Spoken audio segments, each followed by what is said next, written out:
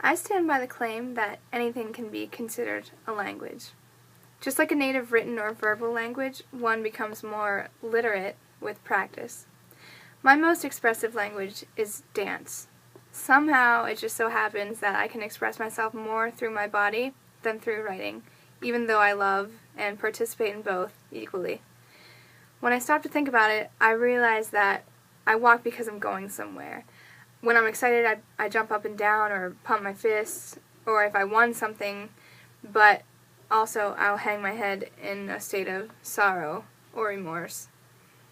People use body movement, or kinesics, as they call it in the communication world, to express thoughts all the time. Dance is just an organized form of that language, so we could call it a physical essay.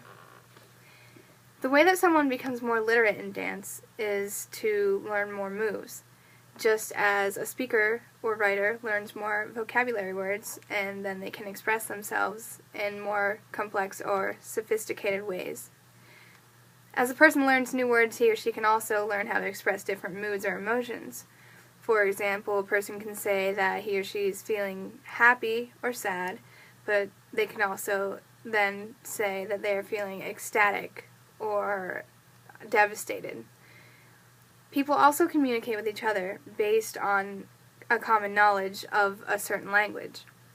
And learning different types of dance is the equivalent to learning new vocabulary words, and the various types are much like different songs in the different genres of music or the vast amount of different types of literature there are out there. And just like a conversation, dance can be a two-way street. So for instance, if I'm feeling melancholy, I might go to the studio and turn on some soft rock and dance a style that's called lyrical, which is exactly what it sounds like, having your body connected to the words of the song. On the other hand, if I'm feeling a little seductive, my movement tends to be more jazzy as I sway my hips to the rhythm and incorporate slow, extended, full body kicks and layouts. If there's an audience watching me, then they would pick up some sort of message, just as if it were a direct communication chain in language. Becoming literate in anything takes application. So learning to dance hip-hop was actually very similar to my experience with learning French in high school. Since I was already very comfortable with the English language and I was one of the more gifted students of grammar, well, I picked up French easily then because I could apply the rules I already knew to the foreign language. Of course, there were words and rules that were completely new to me, and they took a little longer to master. This is the same underlying principle that applies to learning a new type of dance. When I was learning hip-hop, I was able to use the sense of rhythm that I already mastered, and of course I already knew how to do like kicks and turns and all that.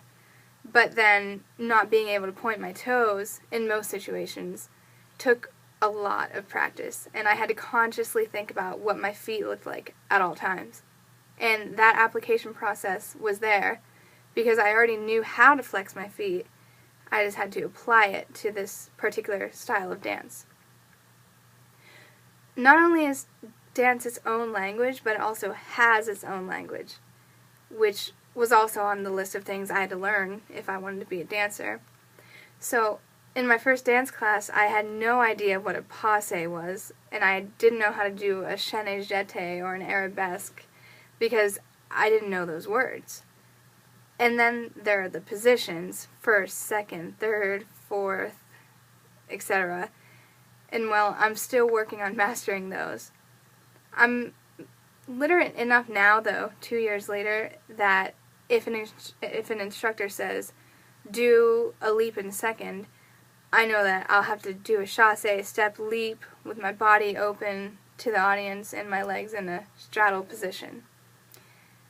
It might be a little strange, but I'll ask someone to dance with me or watch me dance, especially on the weekends, if they're wondering or if they just are trying to figure out how I'm feeling. I may be known as the girl who dances, but I'm not known as the girl without a personality because I talk so much through the language of dance.